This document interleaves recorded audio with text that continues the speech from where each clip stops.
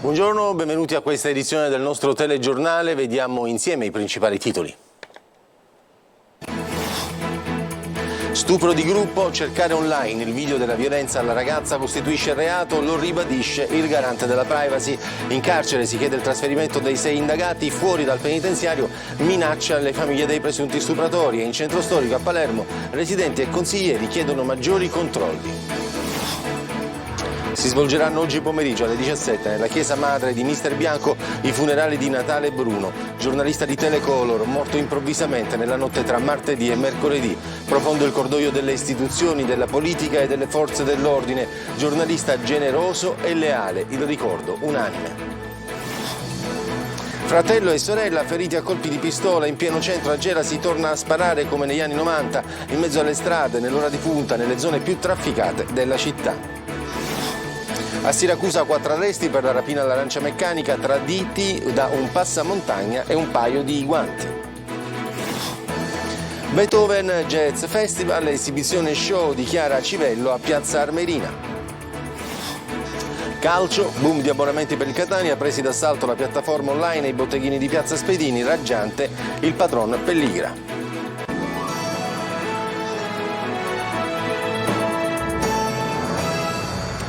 Cercare il video online dello stupro della ragazza costituisce reato. Sembra un'ovvietà, ma il garante della privacy lo ribadisce. Intanto in carcere la direzione chiede il trasferimento dei 6 indagati per motivi organizzativi. Fuori dal penitenziario minacce alle famiglie dei presunti stupratori.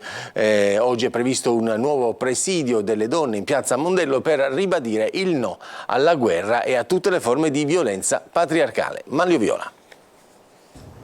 Minacciati in carcere e ora chiedono di lasciare il penitenziario Lorusso di Pagliarelli a Palermo. I 6 ragazzi accusati dello stupro di gruppo del 7 luglio scorso ai danni di una 19enne hanno avanzato attraverso i propri legali la richiesta. Ma a chiedere il trasferimento in altri penitenziari possibilmente diversi è anche la direzione dello stesso carcere, con una nota inviata al Dipartimento Penitenziario per segnalare che il clamore mediatico ha fatto sì che anche gli altri detenuti, quelli in regime speciali, siano a conoscenza dei fatti di cui sono accusati i giovani e manifestino scarsa tolleranza. Ma c'è anche un motivo tecnico. I 6, per disposizione della magistratura, non devono incontrarsi fra loro e questo è estremamente complesso, essendo reclusi tutti nella medesima area speciale carceraria.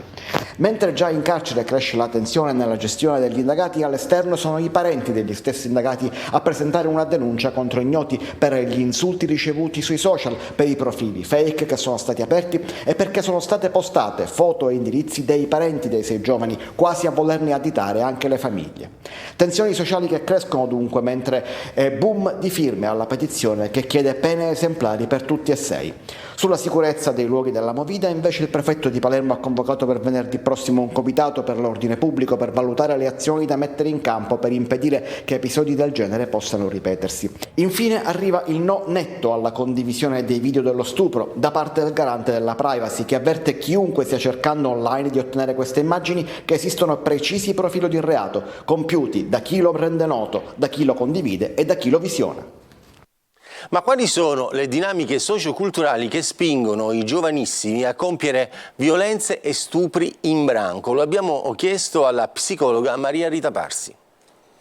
Lo stupro di Palermo porta inevitabilmente a interrogarsi sulle dinamiche socioculturali che spingono questi giovanissimi a compiere dei gesti di tale portata. Spesso ragazzi che da soli sembrano quasi indifesi, in gruppo diventano branco pensando di essere invincibili. Lo abbiamo chiesto alla psicologa e psicoterapeuta italiana Maria Rita Parsi, attuale componente dell'Osservatorio Nazionale per l'Infanzia e l'Adolescenza. Il branco è tanto, la vittima è una. Quindi il poter agire su una persona completamente indifesa fa vivere loro un passaggio. Non sono più loro gli impotenti indifesi, ma è quella vittima impotente e indifesa che loro distruggono per distruggere la paura. Quando avviene uno stupro capita che chi commette il gesto faccia anche un filmato. Perché? I nativi digitali usano il virtuale per documentare, per avere un ricordo di quello che fanno. Per ricordo intendendo qualcosa di bello come qualcosa di orribile come questo. Senza generalizzare, ma alcuni giovani di oggi vedono il sesso come una challenge. Che cosa sta accadendo? Se io posso documentarlo filmandolo, se io lo metto sui social quasi per vantarmene e se io considero questo una sfida, una provocazione, vuol dire che sto anche ammonendo il mondo della famiglia, della scuola, del sociale, delle comunicazioni di massa, che questa è una terribile realtà che può emergere proprio dalla mancanza di educazione. E infine, quanto influisce la famiglia nei ragazzi che poi diventano stupratori? L'invito, l'ammonimento è: noi dobbiamo educare differentemente questi giovani, dobbiamo creare loro dei modelli, delle linee guida che permettono loro di non arrivare, per dimostrare un'impotenza che diventa una potenza di sottomettere le vittime, qualcosa che addirittura si può fare e si può diffondere e si può utilizzare come un vanto di fronte agli altri. E il centro storico di Palermo è sempre più pericoloso. Lo stupro di gruppo si è proprio consumato in 2 punti del comprensorio centrale del capoluogo, alla Vucceria e al Foro Italico. Residenti e consiglieri di circoscrizione chiedono maggiori controlli. Marco Gullà. Lo stupro di gruppo avvenuto lo scorso 7 luglio ha ancora una volta acceso i riflettori sulla poca sicurezza del centro storico di Palermo e in particolare nelle ore notturne, quando va in scena la movida selvaggia di alcune zone del capoluogo dove i giovanissimi si sono resi protagonisti di gravi episodi di violenza come pestaggi, furti e ultimo lo stupro di una 19enne. Chiedono maggiore sicurezza, più attenzione da parte delle forze dell'ordine, i residenti e tutti i consiglieri di circoscrizione che questa mattina si sono incontrati proprio nel cantiere abbandonato del Foro Italico dove si è consumata la violenza. Le azioni immediate noi le avevamo già chiesto il 12 giugno col corteo che chiedeva per Palermo più sicurezza e legalità. L'abbiamo manifestato in prefettura, al capo gabinetto e all'addetto alla sicurezza. Continuiamo ad attendere un invito affinché ogni consigliere che rappresenta centinaia e centinaia di residenti che regolarmente raccontano di situazioni anche di pericolo e di gravità per poi essere manifestate in prefettura. Vucceria e Foro Italico, ovvero le 2 tappe dello stupro, fanno parte del comprensorio del centro storico. Qui, in questo punto della città, da anni si chiedono interventi per arginare la scia di violenza. Il tema non è soltanto legato al controllo mancato o alla presenza, che sono cose per me ovvie. Questo non può esistere in una città per decenni. Non può mancare il controllo della polizia sul territorio in questa maniera. Comune, polizia municipale, altri ambiti. Io chiedo quali sono le misure che la politica decide di mettere in campo sul piano sociale, dove sono gli educatori di strada. Il percorso è lungo e non si può portare avanti soltanto con la repressione. E poi furti, rapine, vetrine dei negozi spaccate, spaccio H24. Un centro storico che se di giorno è meta di turisti, al tramonto diventa invece Far West. Ed ora ci occupiamo della morte del nostro collega Natale Bruno, una morte che ci lascia ancora increduli e sgomenti, con un vuoto incolmabile in redazione e nei cuori di quanti lo hanno conosciuto. Una carriera vissuta sempre in prima linea alla ricerca della notizia. Abbracciamo la mamma Teresa e la compagna Santa Di Caro. Oggi alle 17 ci sono i funerali nella chiesa madre di Mister Bianco, la sua Mister Bianco. Si celebreranno oggi nella sua Mister Bianco i funerali di Natale Bruno, scomparso nella notte tra martedì e mercoledì, tradito dal suo cuore che emetteva quando si trattava di scrivere o raccontare fatti di cronaca nera o giudiziaria. Attento e scrupoloso, poche ore prima di andare via, aveva condotto il TG di Telecolor. Nessuno avrebbe mai pensato che fosse l'ultimo. La notizia della morte di Natale Bruno, 59 anni compiuta a luglio, è piombata in redazione come arrivavano talvolta le sue telefonate per riferirci di un'operazione di polizia, di un arresto, di un fatto di cronaca nera appena avvenuto. Da tanti anni a Telecolor, Natale, lo scorso marzo, aveva ricevuto dall'Ordine dei giornalisti di Sicilia la medaglia per i 35 anni di iscrizione all'albo. Nella sua lunga carriera ha seguito da vicino e riportato sempre con professionalità e dovizia di particolari i più grandi fatti di cronaca avvenuti in Sicilia. Più volte inviato, sino a pochi giorni fa era stato a Ramacca per un femminicidio. La ragazza moldava, Vera Schiopu, abitava assieme ai 2 romeni. Era corrispondente di Repubblica a Catania e scriveva anche per l'agenzia Agi. In passato aveva lavorato con il Giornale di Sicilia. Nell'aprile scorso si era ritrovato sulle TV nazionali per un video che lo mostrava in diretta alla conduzione del telegiornale di Telecolor durante una forte scossa di terremoto. Impassibile, è andato avanti. Cronista di razza, la sua morte incredibilmente improvvisa è una pesante perdita per tutti noi. L'editore, la redazione, i tecnici, l'amministrazione di Antenna Sicilia e Telecolor, Angela Ciancia, bilancio che ricorda con affetto e gratitudine i tanti anni di lavoro svolti insieme, tutti addolorati per l'improvvisa perdita, si stringono attorno alla mamma Teresa, alla compagna Santa e ai suoi familiari. I funerali si svolgeranno oggi alle 17 nella chiesa madre di Mister Bianco. Giornalista generoso e leale. Sono tantissime le manifestazioni di cordoglio e di stima nei confronti di Natale Bruno. Sentiamo Tonino De Mana. Un mazzo di fiori sulla scrivania, una sedia vuota, il telefono silenzioso ed una redazione ammutolita. Abituata a dare notizie belle e brutte, ma quando quelle brutte toccano da vicino è difficile anche per noi trattenere l'emozione. Il collega Natale Bruno non c'è più, la sua postazione è meta continua di amici e colleghi, ma quella sua scrivania con fogli, appunti, vignette, cuffie, cucitrici ed un caschetto giallo, trofeo di una vecchia inaugurazione della metropolitana, è ormai tristemente vuota. Uno dei primi ad arrivare, visibilmente commosso, è il direttore del quotidiano La Sicilia, Antonello Piranio, che lascia un mazzo di fiori ed un biglietto. A Natale, all'amico, al collega, nel ricordo di tante cose vissute insieme, Antonello con tutta la famiglia della Sicilia. La notizia della morte di Natale corre nelle chat, nel web, sui social, in TV, la sua TV, e si diffonde in pochi attimi, quegli attimi che a volte inseguiva quando si trattava di chiudere un pezzo per il TG o in vista di una diretta. Il mondo del giornalismo si intreccia con quello delle istituzioni. Apprendo con sgomento la notizia improvvisa della prematura scomparsa di Natale Bruno, punto di riferimento del giornalismo siciliano, scrive in una nota il prefetto di Catania, Maria Carmela Librizzi. Bruno ha sempre svolto la sua attività con professionale straordinaria esemplare etica, preparazione, competenza e signorilità di comportamento. La comunità civile e culturale perde uno dei suoi migliori rappresentanti. La scomparsa di Natale Bruno, cronista di razza e professionista appassionato, lascia un profondo vuoto nel mondo del giornalismo siciliano. Alla sua famiglia e ai suoi colleghi il mio pensiero e il cordoglio della regione per questo lutto inatteso ed improvviso, lo dice il presidente della regione Renato Schifani.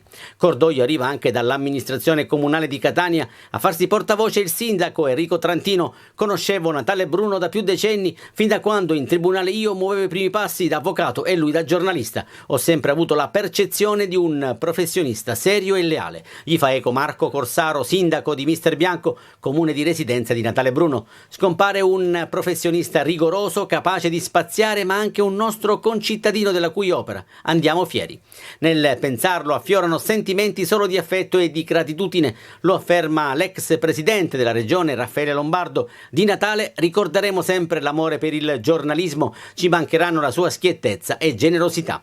Un pensiero di affetto anche da parte del questore di Caltanissetta, Pinuccia Albertina Agnello. L'Ordine dei giornalisti, l'Associazione Siciliana della Stampa, il gruppo cronisti e la segreteria provinciale di Catania di Asso Stampa, l'Unione Stampa Sportiva Italiana esprimono cordoglio e lo ricordano come un collega attento e scrupoloso, un maestro per tanti giovani che grazie a lui si sono avvicinati alla professione. Doti umane e professionali sono evidenziate da tutte le sigle sindacali, dal Corecom Sicilia alle forze dell'ordine e da quanti lo hanno conosciuto e incrociato carriere o semplici sguardi. Molti messaggi arrivati alla nostra redazione da tanti telespettatori.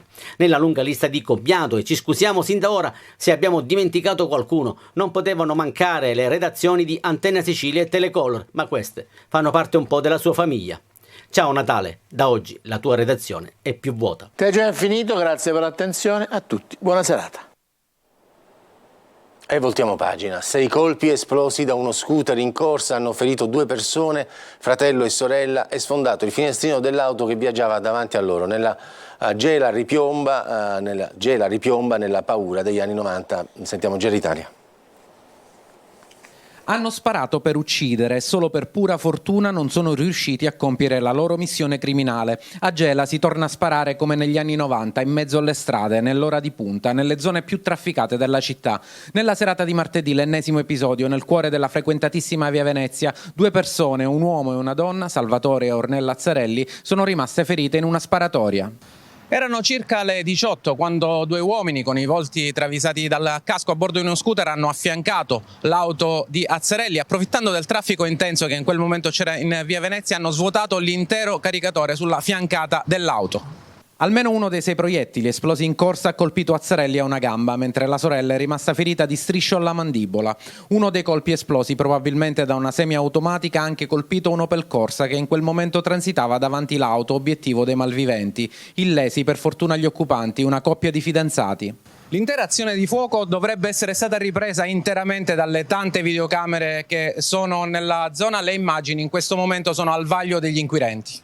Azzarelli ha diversi precedenti penali per associazione mafiosa e di recente è stato sottoposto a procedimenti per violazione delle misure nell'ambito di un'indagine su un incendio che danneggiò 2 auto e una moto. I 2 feriti non avrebbero fornito notizie sull'agguato utili agli inquirenti per arrivare ai 2 attentatori. L'ipotesi investigativa al momento è quella di un regolamento di conti, ma gli inquirenti stanno valutando tutte le piste. E sempre a Gela 6 persone sono state arrestate dalla polizia accusate a vario titolo di tentato omicidio e rissa.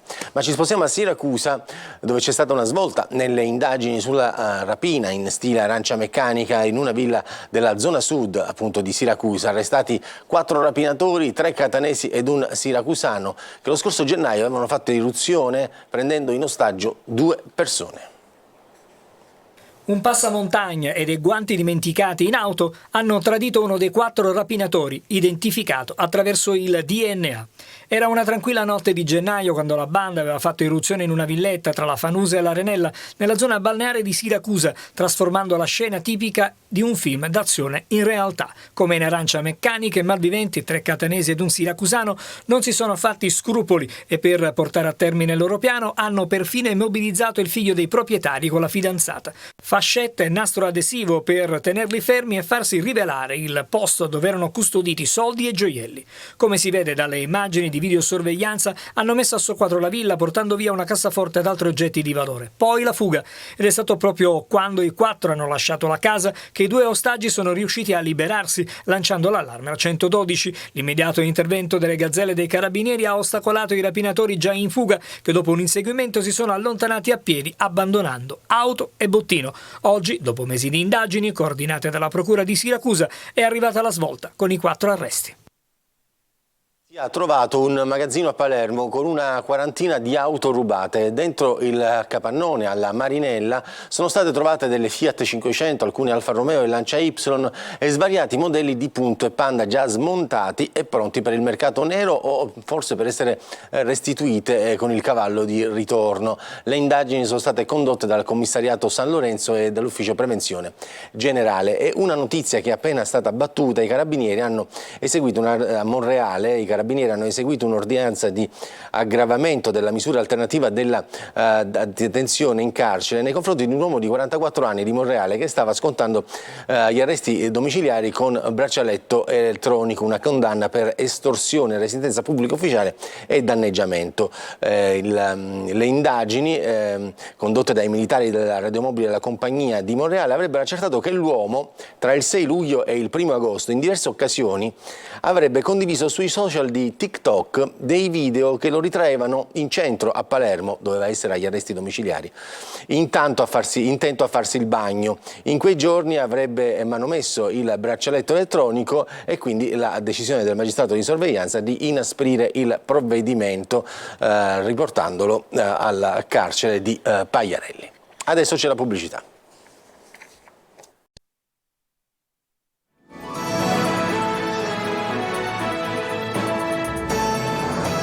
Ed eccoci di rientro dalla pubblicità, arrivati a Favignana a bordo della nave da ricerca Hercules, 2 rostri in bronzo recuperati su un fondale di circa 80 metri nel sito della battaglia delle Egadi. Saranno esposti all'interno dell'ex stabilimento Florio, in cui sono già allocati anche 15 elmi, 20 paragnati di una spada, un centinaio di monete in bronzo e in argento. Il nostro mare ci consegna un patrimonio storico e di memoria che va tutelato e che intendiamo rendere fruibile attraverso l'ulteriore musealizzazione all'interno dell'ex stabilimento Florio, lo ha detto il sindaco di Favignana Francesco Forgione. Chiara Civello, protagonista del Festival del Jazz, applaudito il suo successo dal titolo Sono come sono. Io credo che la musica curi, sono la prima a curarsi durante quell'ora e 15, quell'ora e 20 di un concerto, quindi la musica mi cura. Seguendo il filo rosso della cura di Battiato, il Festival Jazz di Piazza Armerina accoglie le note di Chiara Civello con il suo successo dal titolo Sono come sono. A fare da sfondo all'esibizione la cattedrale di Piazza Armerina, degna cornice della seconda edizione del Between Jazz Festival, promosso dal Comune di Piazza, dalla Regione Siciliana, in collaborazione con il Palio dei Normanni. La cantante, compositrice e pluristrumentista si è esibita sul palco con Dario Bassolino alle tastiere, Paolo Petrella al basso e Stefano Costanzo alla batteria. Il concerto è stato un concentrato di canzoni chiave del percorso dell'artista, dagli esordi a New York alle collaborazioni brasiliane con i grandi artisti italiani come Bianconi e Di Martino, fino alle canzoni omaggio al suo idolo Michael Legrand. Adesso c'è la pubblicità, torniamo per lo sport.